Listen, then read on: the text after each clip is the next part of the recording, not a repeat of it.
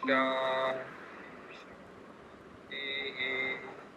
हरि ओम श्री हरि ओम।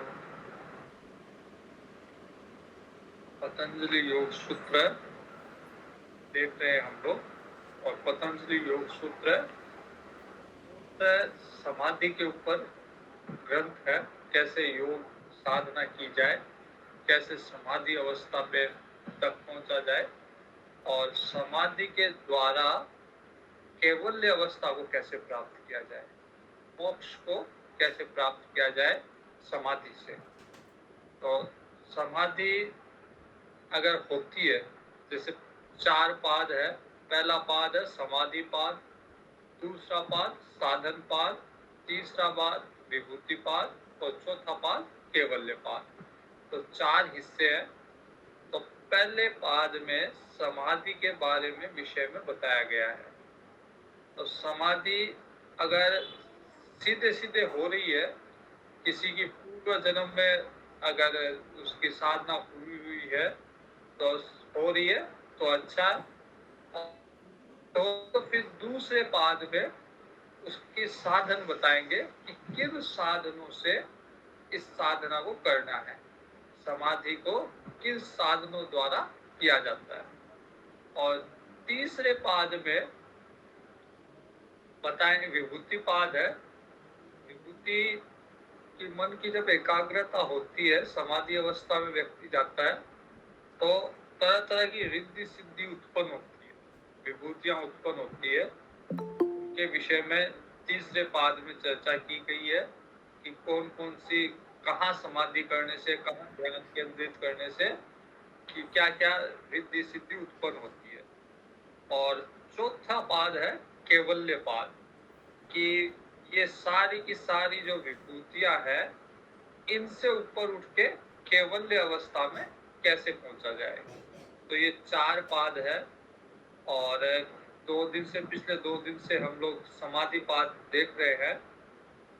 आज विषय सूत्र पे जाने से पहले समाधि के बारे में थोड़ा सा समझ लीजिए। समाधि किस किस तरह की होती है। तो मूलतः 2 तरह की समाधि पतंजलि महाराज ने बताई है। एक में तो एक सबीज समाधि होती है और एक निर्बीज समाधि होती है। सबीज समाधि में संस्कार के कुछ अंकुर रह जाते हैं, मतलब संस्कार, स्मृति, संस्कार पूर्णतः नष्ट नहीं होते, कुछ न कुछ अव्यक्त रूप में वो संस्कार रह जाते हैं। जबकि निर्बीज समाधि में सारे के सारे संस्कार, स्मृति सब नष्ट हो जाती है।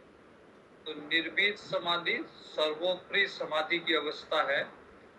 और जो सबीज समाधि की अवस्था है, उसके भी 2 भाग हैं, एक संप्रज्ञात समाधि और एक असंप्रज्ञात समाधि। संप्रज्ञात समाधि को सविचार और निर्विचार समाधि भी कह सकते हैं। तो सविचार समाधि में विचार रहता है, कौन क्या कर रहा है या अपनी अवस्था का सब भान रहता है सविचार समाधि में। निर्विचार समाधि में अपना या कोई कुछ कह रहा है, शब्द आ रहा है, उस शब्द का क्या अर्थ है, क्या ज्ञान है, उसका भी भान नहीं रहता। तो प्रारंभ से हमने 2 दिन में क्या देखा, उस पर थोड़ी चर्चा करते हैं, फिर बचे हुए 10 सूत्र है आज के, वो करेंगे। प्रारंभ से जब योग सूत्र का प्रथम पाद समाधि पाद का हमने प्रारंभ किया, वहां सबसे पहले योग एक अनुशासन के रूप में है और वृत्तियों का अनुशासन है। योग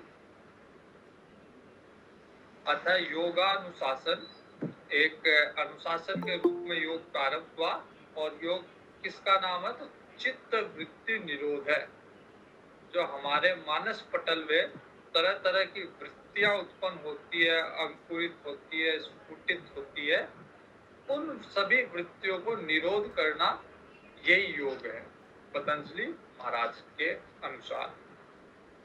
अब होगा क्या, अगर वृत्तियों का निरोध कर लेंगे तो क्या होगा, तो वृत्तियों का निरोध करते ही स्वरूप के दर्शन हो जाएंगे। वृत्तियां ही, तरह तरह की वृत्तियां ही स्वरूप से अलग ले गई हमको। हम अपने आप में अपने स्वरूप के दर्शन नहीं कर पा रहे। उदाहरण के लिए ये था, जैसे जैसे कोई जल है, जल का तालाब है, स्वच्छ जल है, निर्मल जल है, नीचे उसमें क्या क्या है दिख रहा है, पत्थर है, उसमें उसका नीचे का जो ग्राउंड है वो दिख रहा है, आधार दिख रहा है। लेकिन उसमें कोई पत्थर फेंक दे तो जब जल की तरंगे आएगी तो उस समय नीचे का आधार नहीं दिखेगा। वैसे ही हमारा स्वरूप जो है वो सभी वृत्तियों का आधार है। स्वरूप है तो वृत्तियां है, स्वरूप है उसी के कारण सारी वृत्तियां उसी में प्रस्फुटित होती है। स्वरूप में ही सारी वृत्तियां प्रस्फुटित हो रही है। बिना स्वरूप के वृत्तियों का कोई अस्तित्व नहीं है। तो वृत्ति निरोध हो जाएगा, योग चित्त वृत्ति निरोध है। जब वृत्ति निरोध हो जाएगा तो वहां पे स्वरूप के दर्शन होंगे। अब सारी की सारी समाधि इन चित्त की वृत्तियों को रोकना, इसी को प्रयास करना, इसी का अभ्यास करना, ये समाधि है। तो वृत्ति बताई गई थी दो तरह की, क्लिष्ट वृत्ति और अक्लिष्ट वृत्ति। फिर एक वृत्ति जो है वो संसार की तरफ ले जाती है, क्लिष्ट वृत्ति, और अक्लिष्ट वृत्ति भगवान की तरफ ले जाती है। तो विचार, मन में भावना दोनों तरह की होती है, अच्छी बुरी दोनों तरह की, देवी संपत्ति और आसुरी संपत्ति। देवी संपत्ति भगवान की तरफ ले जाती है और आसुरी संपत्ति संसार की तरफ ले जाती है। तो वृत्ति, अगर ये वृत्ति भी 5 भाग बताए वृत्तियों के, प्रमाण, विपर्यय, विकल्प, निद्रा और स्मृति। इन 5 तरह की ये वृत्तियां बताई गई। और ये भी बताया गया कि इन वृत्तियों को निरोध अभ्यास और वैराग्य के द्वारा करना है।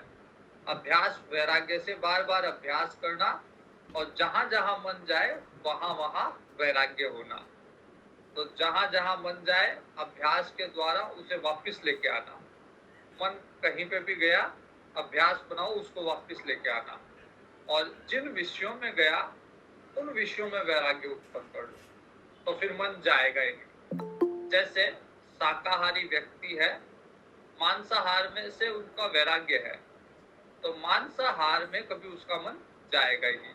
जैसे मान लीजिए आप एयरपोर्ट पे खड़े हैं और कोई फ्लाइट, आपको जाना अमेरिका है, और कोई फ्लाइट अनाउंस हो रहा है कि आज सिंगापुर जाने वाली फ्लाइट की सीट पूरी नहीं भरी, तो कुछ बची हुई सीटें वो 50% डिस्काउंट में दी जा रही है।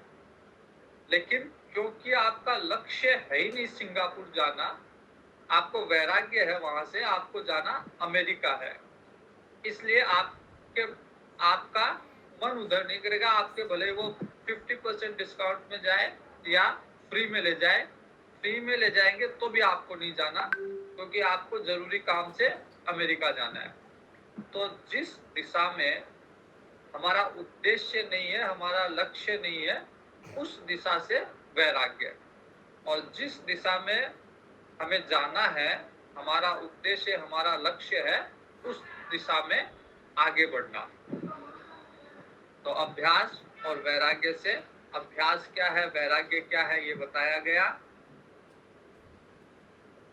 और उसके बाद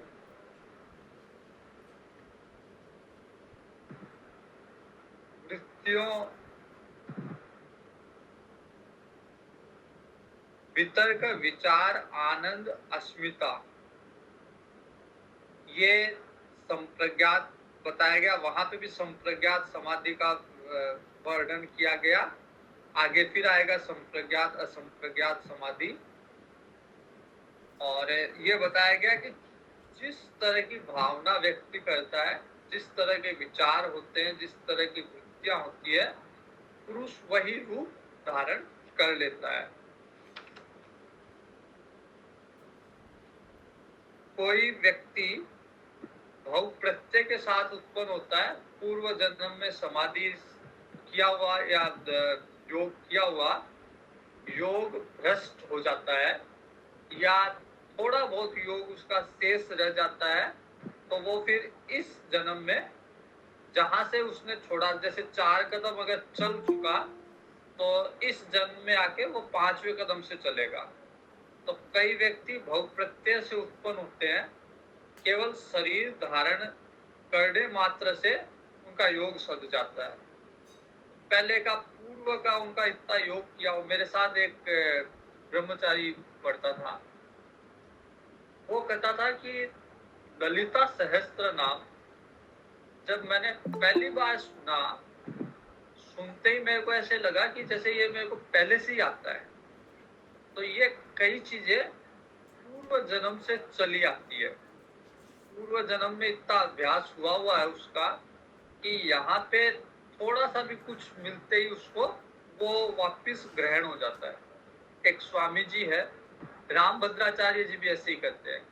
रामभद्राचार्य जी भी करते हैं, स्वामी जी रामभद्राचार्य जी, कि इस जन्म में मैंने इसका अध्ययन नहीं किया, पूर्व जन्म के अध्ययन मेरे चले आ रहे हैं। एक और स्वामी जी को मैं जानता हूँ, वो 18 पुराण पे कथा करते हैं स्वामी जी, और वो भी यही कहते हैं कि सारा का सारा मेरा अध्ययन इस जन्म का नहीं है, पूर्व जन्म से चला आ रहा है। तो कई लोग भव प्रत्यय से के साथ उत्पन्न होते हैं, उनको विशेष प्रयास नहीं करना पड़ता, लेकिन जो भव प्रत्यय के साथ नहीं है, पूर्व जन्म के अभ्यास के साथ नहीं है, उनको श्रद्धा, बल, स्मृति, समाधि, प्रज्ञा, इनके द्वारा अभ्यास करना चाहिए। और अभ्यास की भी 3 अवस्था, 3 गति बताई। कोई तीव्र अभ्यास कर रहा है, कोई मध्यम, और कोई मृदु, बहुत ही धीरे अभ्यास हो रहा है। तो साधना जैसी होगी, परिणाम भी वैसे ही मिलेगा। साधना हल्की, मध्यम, उच्च श्रेणी की होगी, तो साधना में जितनी गहनता होगी, परिणाम में भी उतनी तीव्रता होगी। अब विषय ये है कि चित्त वृत्ति को निरोध कर दिया, संसार में जाने से चित्त की वृत्तियों को रोक दिया। अब इसको लगाए कहाँ? तो कहा गया है कि ईश्वर प्रणिधानात् वा, ईश्वर में लगानी है उसको। और ईश्वर के बारे में बताया गया कि ईश्वर क्या है। तो ईश्वर तत्र निरतिशयम सर्व बीजम, सबका बीज, मूल कारण ईश्वर है।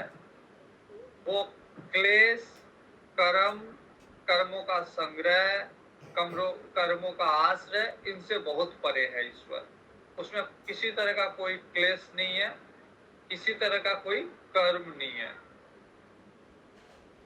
जब व्यक्ति कर्म करता है तो उस कर्म का फल होता है, कर्म फल होता है।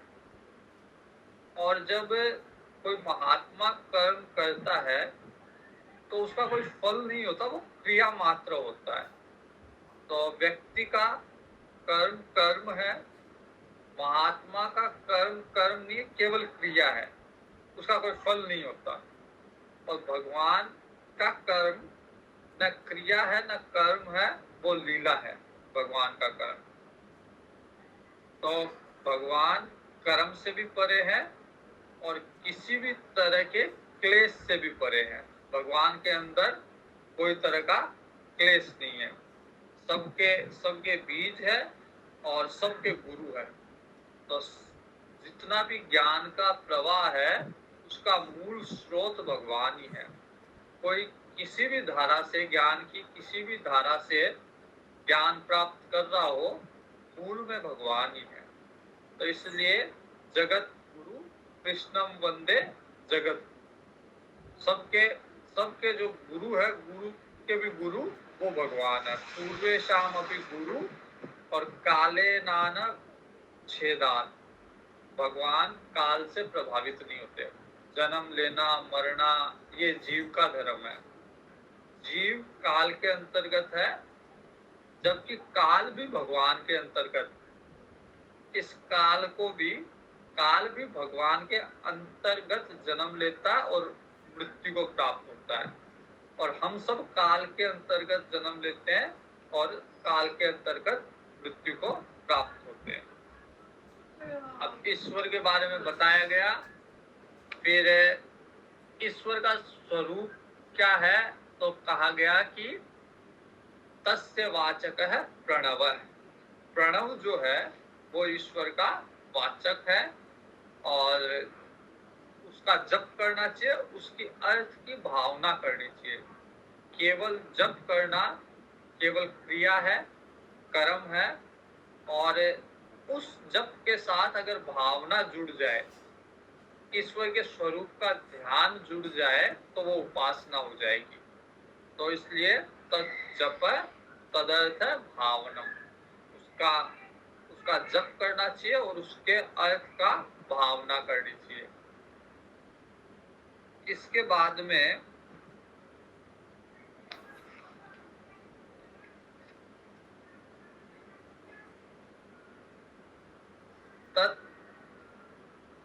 ततः प्रत्येक चेतनाधिगमो अप्य अंतराया भावश्च, उस ओम के ध्यान में के अभ्यास में कुछ अंतराया भाव उत्पन्न होते हैं, कुछ विघ्न उत्पन्न होते हैं। तो उन विघ्नों के 9 तरह के विघ्न बताए गए थे। व्याधि है, ध्यान है, संशय है, प्रमाद है, आलस्य है, अविरति है, भ्रांति दर्शन है, अलप्त भूमि है, अनवस्थिति है। इस तरह के 9 विघ्न बताए, और उनके साथ 5 सह विघ्न बताए। दुख, मन में क्षोभ उत्पन्न होना, अंगों में कंपन होना, सांस अनियमित आना, इस तरह के 5 उप विक्षेप है। तो इस तरह से कुल 14 विक्षेप है जो भगवान के ध्यान में बाधा उत्पन्न करते हैं। एकाग्रता का अभ्यास करके ततः प्रतिषेधार्थम एकत्वाभ्यास है। इसका प्रतिषेध करने के लिए एकाग्रता का अभ्यास करना चाहिए। किसी भी एक रूप में, भगवान के किसी भी एक नाम में, एक रूप में अभ्यास करना चाहिए, उपासना करनी चाहिए उसकी।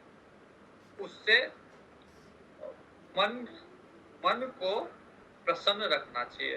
प्रसन्न मन में ही ध्यान, धारणा, समाधि सब प्रसन्न मन में ही हो सकती है। तो प्रसन्न मन रखने के लिए सुखी व्यक्तियों के साथ मित्रता का व्यवहार, कोई दुखी दिख जाए तो उसके प्रति दया करना, कोई पुण्यात्मा दिख जाए उसको देख के प्रसन्न होना, और कोई पापी दिख जाए तो उससे उपेक्षा का भाव रखना। इससे मन प्रसन्न होगा, मन में राग, द्वेष, काम, क्रोध, ईर्ष्या ये सब उत्पन्न नहीं होगी।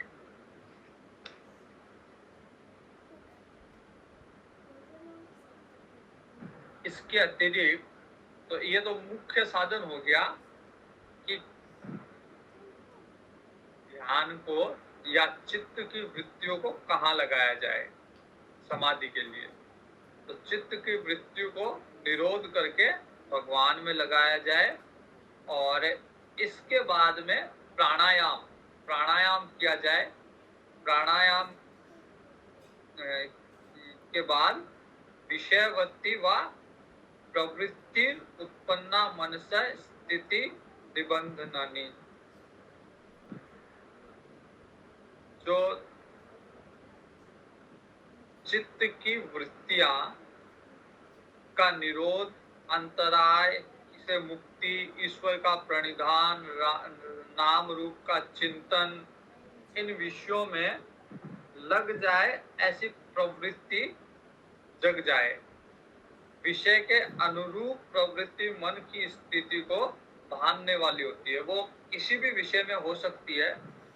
जैसे अगर कोई व्यक्ति वो भी है तो धन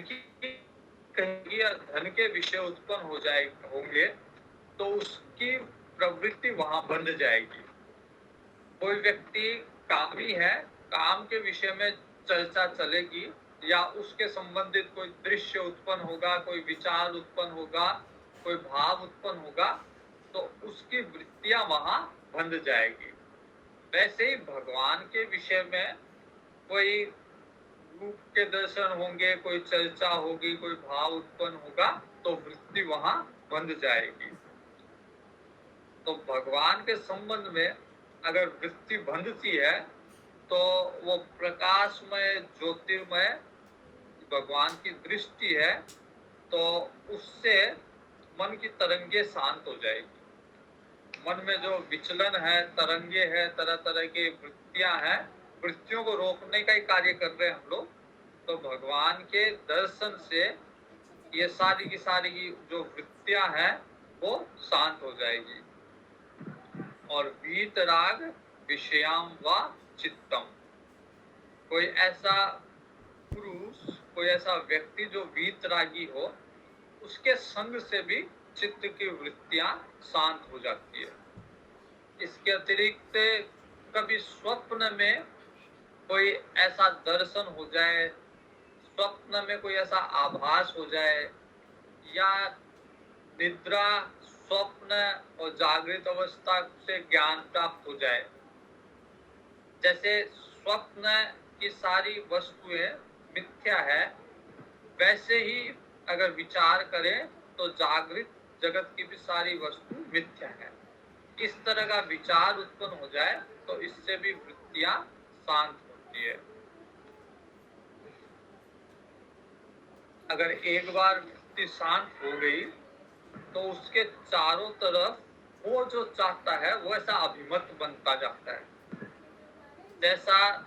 जैसा उसका अभिमत है, ईश्वर के में शरणागति चाहता है, प्रणव का जप करना चाहता है, चित्त की वृत्तियों को शांत करना चाहता है, समाधि को जागृत करना चाहता है, चित्त को एकाग्र करना चाहता है, वैसे अभिमत के अनुसार उसकी स्थिति बनती जाएगी। फिर उसका ध्यान वो कहीं में भी लगा सकता है। एक छोटे से छोटे परमाणु से लेके और भगवान के विराट स्वरूप, मतलब छोटे से लेके और बड़े से बड़ा महत तक वो ध्यान कहीं पे भी अपना मन को कहीं पे भी लगा सकता है, ध्यान कहीं पे भी लगा सकता है। यहाँ तक हमने कल कर लिया था 40 सूत्र तक। अब समाधि पाद का 41वां सूत्र में पढ़ रहा हूँ। तो यहाँ तक स्पष्ट है, होगा कि सरल ही है, ज्यादा कठिन नहीं है। अब आगे देखिए क्या है। क्षीण वृत्तेर अभिजातस्येव मनेर गृहीत्री ग्रहण ग्राहेषु तद अंजनता समापत्ति ही। तो जब मन शुद्ध हो जाता है, जिसकी सारी की सारी वृत्तियां भले ही क्लिष्ट हो अक्लिष्ट हो, समस्त वृत्तियां क्षीण हो गई, जिसका चित्त अर्थात साधक पुरुष ग्रहण अर्थात उसका अंतःकरण और ग्राह्य अर्थात ईश्वर, तो गृहीता, ये तीन चीजें हैं, गृहीता, ग्राह्य और ग्रहण। तो ये तीनों चीजें शांत हो गई, तीनों वृत्ति एक रूप में आ गई। अब न कोई अलग ध्यान करने वाला है, न ध्यान है, न जिसका ध्यान कर रहा है वो है, तीनों एक रूप धारण कर लिया तीनों ने। जैसे मीरा जी के लिए कहते हैं ना कि मीरा जी का स्वरूप जो है वो कृष्ण तदाकार हो गया। तो जब ध्यान में न कोई ध्यान करने वाला बचता है, न ध्यान बचता है, मतलब वो प्रक्रिया बचती है, और न जिसका ध्यान कर रहे हैं वो अलग से बचता है, सब एक ही रूप धारण हो जाता है। जैसे उदाहरण के लिए इसको ऐसे समझिए कि कहीं स्फटिक पड़ा हो, स्फटिक मणि कहीं पड़ी हो, उच्च श्रेणी की स्फटिक मणि जो पारदर्शी होती है एकदम, तो उसके पीछे या उसके समीप जो चीज है वो स्पष्ट स्फटिक मणि में दिखेगी, या स्फटिक मणि के पीछे कोई या नीचे अगर लाल रंग का कपड़ा बिछा देंगे तो स्फटिक मणि लाल दिखेगी, उसके नीचे अगर सफेद कपड़ा बिछा देंगे तो वो स्फटिक मणि सफेद दिखेगी। तो मन का भी स्वरूप वैसा ही हो जाता है कि मन खुद में कोई चीज ग्रहण नहीं करता, जैसा विषय वस्तु उपस्थित होता है मन उसी को प्रदर्शित कर देता है। ग्रहिता ग्रहण ग्राह्य का बोध संप्रज्ञात समाधि है, जिससे साधक को अपना एवं अपनी स्थिति का भान रहता है, मैं कहाँ हूँ। तो इसको सूत्र में जाने के पहले मैंने कहा बताया भी था, लेकिन उस समय ज्यादा लोग जुड़े हुए नहीं थे। वापिस से एक बार समझ लीजिए। समाधि दो तरह की होती है मुख्यतः, सबीज समाधि और निर्बीज समाधि। सबीज समाधि में स्मृति रहती है या उसके अंकुर रहते हैं, संस्कार स्मृति ये सब रहते हैं सबीज समाधि। और निर्बीज समाधि में न स्मृति है न उसके अंकुर है, मतलब कोई संभावना भी नहीं है कि कोई संस्कार उत्पन्न हो, संस्कार है भी नहीं, उसकी कोई स्मृति भी नहीं है, और ये संभावना भी नहीं है कि अब संस्कार उत्पन्न होंगे। ये हो निर्बीज समाधि, ये बहुत उच्च कोटि की समाधि। यहाँ पे कोई संस्कार, न कोई वृत्ति, न उनका कोई बीज कि अब वापिस से उत्पन्न होंगे। लेकिन उसके पहले, निर्बीज समाधि के पहले जो समाधि है वो सबीज समाधि है, जिसमें बीज रहता है, जिसमें कब वृत्ति वापस जागृत हो जाए, कब स्मृति जागृत हो जाए, कब पुराने संस्कार जागृत हो जाए, कहा नहीं जा सकता, क्योंकि वो निर्बीज अवस्था में वो सुसुप्त रूप में रहते हैं, सुप्त अवस्था में रहते हैं। अब सबीज समाधि भी दो तरह की होती है। सबीज समाधि सविचार और निर्विचार। तो सविचार समाधि में शब्द भी रहेगा, शब्द का अर्थ का के विचार भी होगा, और उसका रूप भी दिखेगा। और निर्विचार समाधि में न शब्द है न उसका अर्थ है, तो केवल सुसुप्त अवस्था में, एक बीज अवस्था में वो सारे संस्कार वृत्तियां हैं, बाकी व्यक्त रूप से कुछ नहीं है। तो लगभग निर्बीज की तरह ही है, लेकिन वो बीज अभी भी बरकरार है। कब वो बीज उत्पन्न स्फुटित हो जाए ये कहा नहीं जा सकता।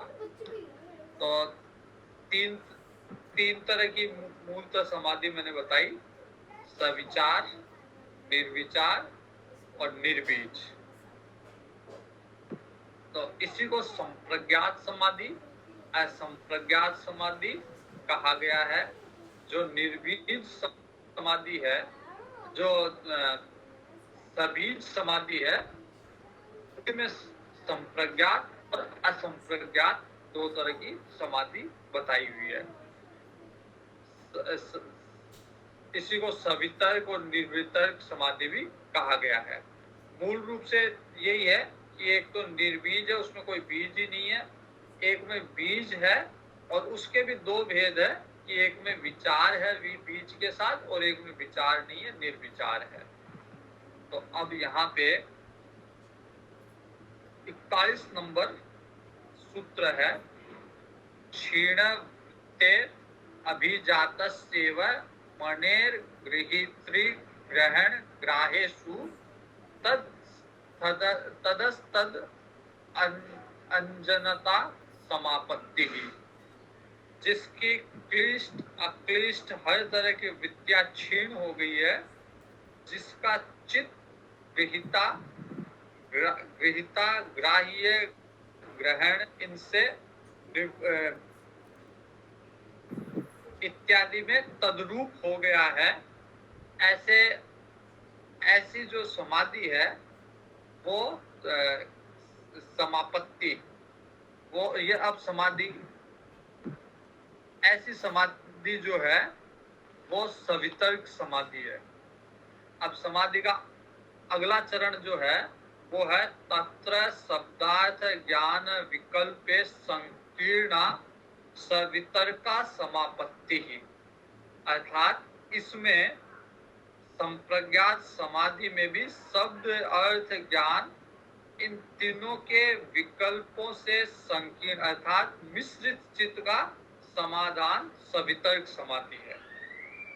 तो सबीज है, निर्बीज नहीं है, लेकिन सबीज में भी शब्द भी है, अर्थ भी है, उसका ज्ञान भी है। तो ये सबीज है और सविचार है।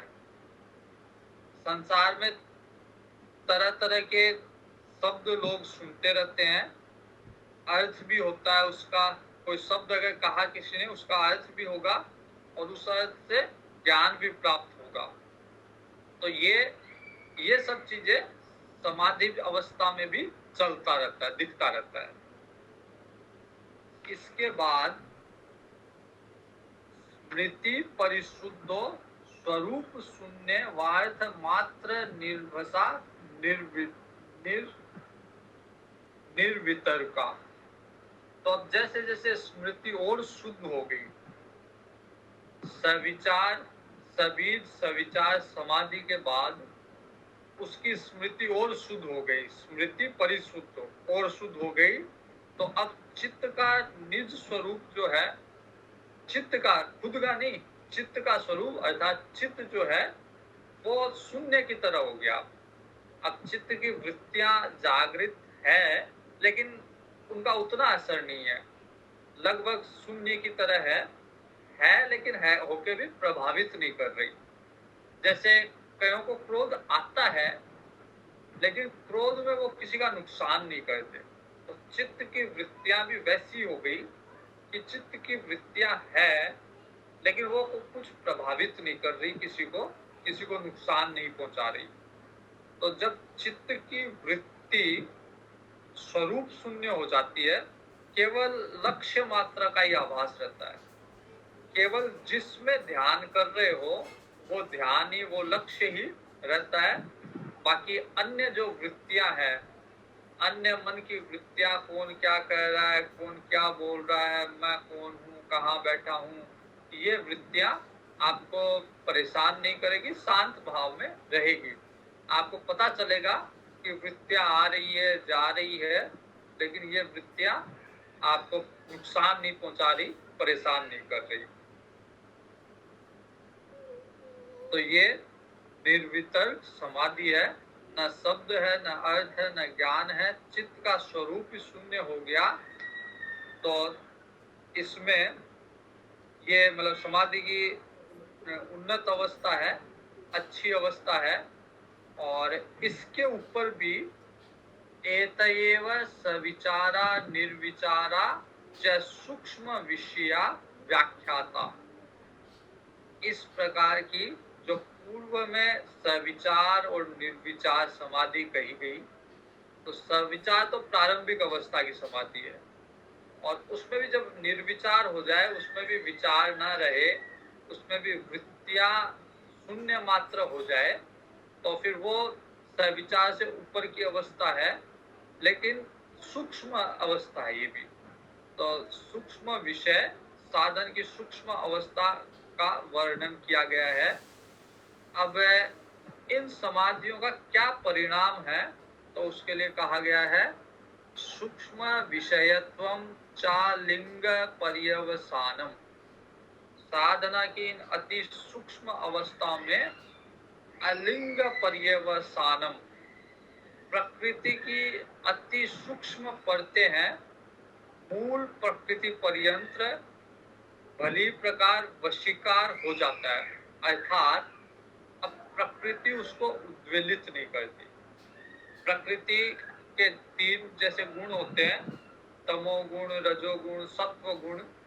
तो सत्व गुण में है, समाधि अवस्था में है तो सत्व गुण में है, लेकिन किसी भी तरह का प्रकृति का गुण उसको परेशान नहीं कर रहा, उद्वेलित नहीं कर रहा। तास है सबीज समाधि, और ये सारी सबीज समाधि ही है। निर्विचार वैशारद्य अध्यात्म प्रसाद है। जो निर्विचार समाधि है वो अध्यात्म योगी में अध्यात्म प्रसाद उत्पन्न करने वाली है, अर्थात तरह तरह की विभूतियां उत्पन्न करने वाली है। सबीज समाधि निर्विचार रूप में, जो निर्विचार समाधि है सबीज लेकिन निर्विचार, तो वो तरह तरह की सिद्धियां उत्पन्न करने वाली है, तरह तरह का अध्यात्म प्रसाद। तो आध्यात्मिक विभूतियां भली प्रकार अवस्था में सनातन पुरुष की, जो ईश्वर की जो विभूतियां हैं, वे सारी विभूतियां अब योगी को प्राप्त हो गई। जो योगी निर्विचार समाधि में है वो ईश्वर के तुल्य हो गया, ईश्वर की विभूतियां उसको प्राप्त होने लग गई। अब कोई विभूति ईश्वर की ऐसी नहीं है जो योगी के पास नहीं है। सारी की सारी विभूतियां, कई लोग यहाँ पे तो नहीं है लेकिन कई लोग कहते हैं कि कुछ विभूतियां ईश्वर तब भी नहीं देता, जैसे सृष्टि उत्पन्न करने की, सृष्टि का विनाश करने की, ये विभूतियां केवल ईश्वर के पास है। उसके अतिरिक्त जो विभूतियां है वो योगी के पास आ जाती है।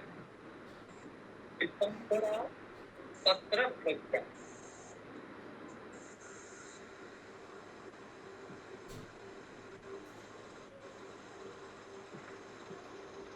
उसकी प्रज्ञा जो है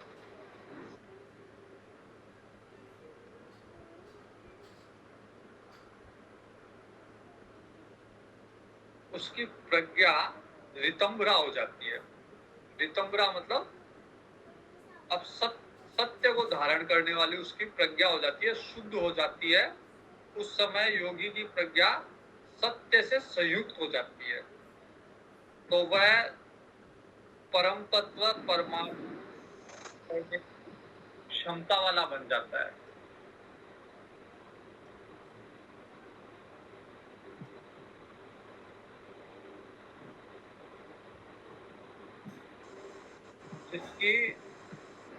जिसकी बुद्धि, ललिता जी आप फोन म्यूट कीजिए अपना।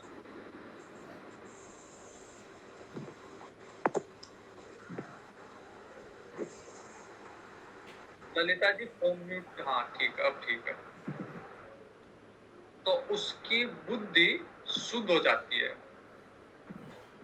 उस समय योगी की प्रज्ञा जो है रितंबरा हो जाती है। रितंबरा का अर्थ है सत्य को धारण करने वाली हो जाती है। तो अब सत्य को धारण करने वाली रितंबरा है, तो ईश्वर भी अब परमात्मा को भी धारण करने की क्षमता उस बुद्धि में आ जाती है। जब अध्यात्म का प्रसाद मिल गया, अब केवल परम चेतन को पाना शेष रह गया। विभूतियां उत्पन्न हो गई, अगर विभूतियों में सिद्धियों में नहीं अटका तो फिर केवल परमात्मा को पाना शेष रह गया। ये जो बुद्धि है, रितंबरा जो बुद्धि है, वो ये प्रज्ञा साधारण बुद्धियों से अलग है।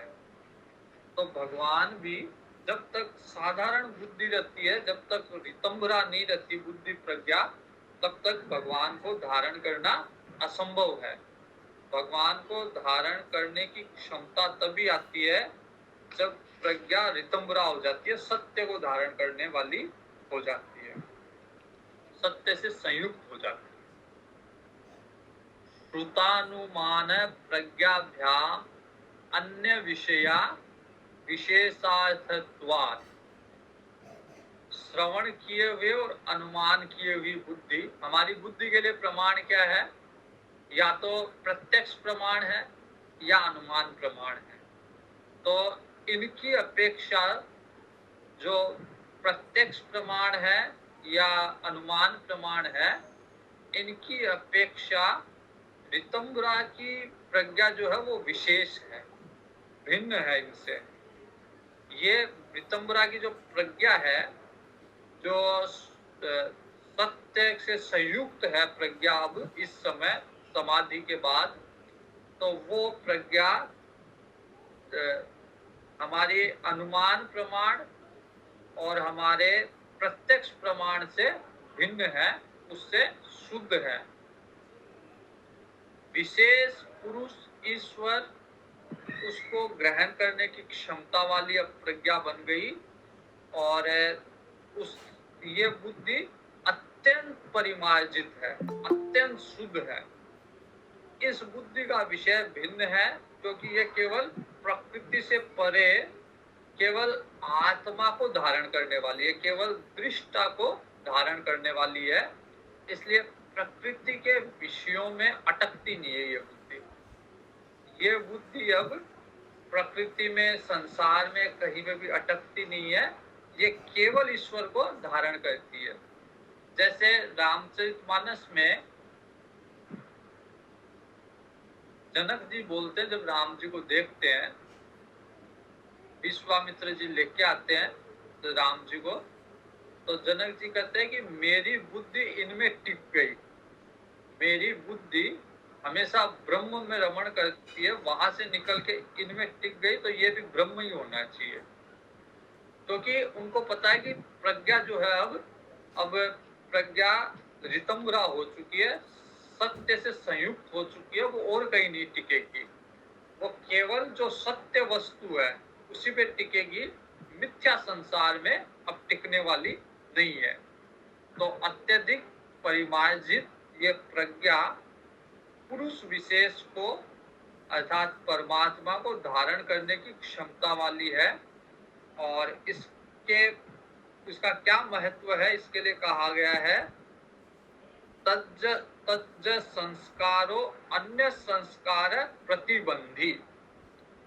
ये जब रितंबरा प्रज्ञा जागृत होती है तो वो अन्य संस्कारों का प्रतिबंध कर देती है। अब अन्य संस्कार परेशान नहीं करते, अन्य संस्कार अब दुखी नहीं करते, परेशान नहीं करते, उद्वेलित नहीं करते। अन्य संस्कार को मूल उद्देश्य क्या है हमारा, जो सारी वृत्तियों को निरोध करना। ऐसा क्या था, योग चित्त वृत्ति है, तो ये है, सारी वृत्तियों को निरोध कर देती है। चित्त की सभी वृत्तियों को, संसार संबंधित सभी वृत्तियों को निरोध कर दी। लेकिन ये बनी हुई है, ये प्रज्ञा जो है ये बनी हुई है, भले ही रितंबरा है लेकिन ये प्रज्ञा बनी हुई है। इसलिए अभी भी ये सबीज समाधि है, ये निर्बीज समाधि अभी भी नहीं है। तस्याभि निरोधे सर्व निरोधा निर्बीज समाधि। तो इसके पश्चात प्रकृति उसी में भी बाधा उत्पन्न नहीं करती। जब रितंबरा बुद्धि है तब प्रकृति बाधा नहीं करती, लेकिन वो प्रज्ञा बनी रहती है, इसलिए उसको सबीज समाधि कहा जाता है। जब वो प्रज्ञा भी नष्ट हो जाती है तो फिर वो निर्बीज समाधि में प्रवेश कर जाता है। तस्याभि निरोधे सर्व निरोधा निर्बीज समाधि ही। ऋतंबरा प्रज्ञा से उत्पन्न संस्कार भी जब शांत हो जाते हैं, उस समय सर्व निरोध के साथ निर्बीज समाधि हो जाती है। इस तरह से ये जो समाधि पाद है पतंजलि योग सूत्र का पहला पाद है, ये पूर्ण हुआ। इसके संबंध में किसी को कोई कुछ पूछना है, किसी का प्रश्न है तो पूछ सकते हैं।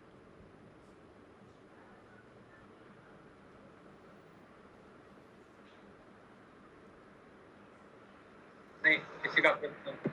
हरिओम महाराज जी। हाँ, हरिओम। महाराज जी, जैसे यहाँ पे योग को बोला गया है कि चित्त वृत्ति निरोध, और गीता जी में बोला गया है योग कर्मेषु कौशलम।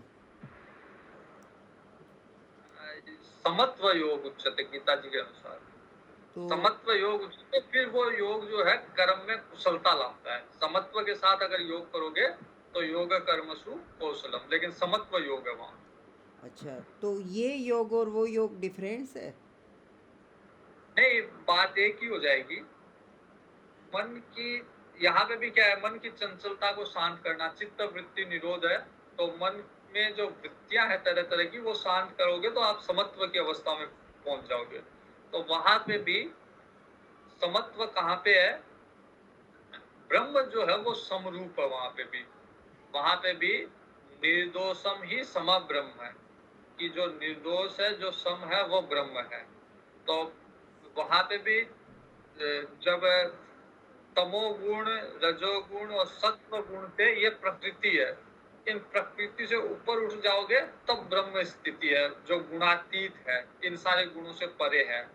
तो वो सम है, पूर्णतया सम। जब सारी की सारी जो ये प्रकृति उत्पन्न हुई, वो उसका उत्पन्न होने का कारण यही था कि ये गुणों में विषमता आ गई। जो सम अवस्था थी गुणों में, वो विषमता आ गई। फिर तमोगुण, रजोगुण, सत्वगुण, ये अलग अलग गुण बन गए। तो इसके कारण प्रकृति उत्पन्न हुई। अब इनसे ऊपर अगर उठ जाएगा, प्रकृति से पार चला जाएगा, तो वापस समता की अवस्था में स्थापित हो जाएगा। तो वहां पे इस रूप में कहा गया है समता को, और यहाँ पे चित्त वृत्ति निरोध के द्वारा समता में, वही ब्रह्म अवस्था में पहुंचना। तो लक्ष्य एक ही है, ब्रह्म अवस्था। चित्त की वृत्ति को निरोध करके पहुंचो, ये तमोगुण से रजोगुण, रजोगुण से सत्वगुण, और फिर गुणातीत अवस्था से उसी समता की अवस्था में पहुंचना है। ठीक है। ठीक है। जी और जी। किसी का कोई प्रश्न, कोई संशय, कोई प्रश्न? थोड़ा विषय थोड़ा मुश्किल है, तो एक बार में जल्दी से समझ में नहीं आता। प्रयास करेंगे बार बार, तो थोड़ा थोड़ा समझ में आ जाएगा। थोड़ा बहुत समझ में आया होगा, जितना भी आया है भगवान की कृपा से, और इसको बार बार अभ्यास करने से और समझ में आएगा। तो प्रथम पाद पूरा हुआ। कल समाधि पाद, साधन पाद। अब अगर किसी की समाधि नहीं लग रही है तो उसको क्या साधन करना चाहिए? और पतंजलि योग को अष्टांग योग कहा जाता है, बहुत प्रसिद्ध रूप से अष्टांग योग ही कहा जाता है। 8 प्रकार के साधन किस तरह से योग में किए जाते हैं, और वो सारे हम कल देखेंगे। हाँ, किसी ने हाथ खड़ा किया है? प्रणाम गुरुजी। हाँ बोलो। गुरुजी, मेरा एक प्रश्न था। हाँ बोलो। जो आपने बताया कि प्रकृति के 3 गुण है, सत्व गुण, रजोगुण, तमोगुण, ये हमारे जीवन में कैसे पता चलेगा कि ये हमारे जीवन में है? मतलब इनसे कौन से ऐसे विकार उत्पन्न होते हैं जिससे हमें पता चल जाए? ठीक है। वैसे तो हाँ, वैसे तो भगवत गीता पढ़ेंगे तो विस्तार से इस विषय को देखेंगे, लेकिन अभी के लिए समझ लो कि तमोगुण जब निद्रा, आलस्य, कुछ नहीं करना, कहीं पे प्रवृत्ति निवृत्ति का पता नहीं चलता कि कहाँ हमको मतलब क्या करना चाहिए, क्या नहीं करना चाहिए, अनिर्णय की, ये सब तमोगुण है। रजोगुण होता है कि बहुत ऊर्जा से कुछ ना कुछ करना चाहिए, कुछ किसी न किसी कार्य में लगना। किसी से बहुत सारे व्यक्ति होते हैं ना, रजोगुणी होते हैं, तो उनको नीचे नहीं बैठते, मतलब चुपचाप नहीं बैठते, उनको कुछ ना कुछ करते रहना चाहिए। और सत्वगुण वाला व्यक्ति ध्यान में, समाधि में, भगवान की चर्चा में, पढ़ाई में, भगवान की कथा सुनने में, इनमें लगा रहता है। तो मुख्य रूप से ये सत्व, रजो और तमोगुण है। और गुणातीत व्यक्ति इससे भी पार चला जाता है। बाकी विस्तार से जब भगवत गीता पढ़ेंगे उस समय देखेंगे। ठीक है, और किसी का कोई प्रश्न है? नहीं है? चलिए। ओम पूर्णमद पूर्णमिदं पूर्णात् पूर्णमुदच्यते पूर्णस्य पूर्णमादाय पूर्णमेवावशिष्यते। ओम शांति शांति शांति। हरि ओम। श्री गुरुभ्यो नमः। हरि ओम। धन्यवाद। धन्यवाद। हरिओम।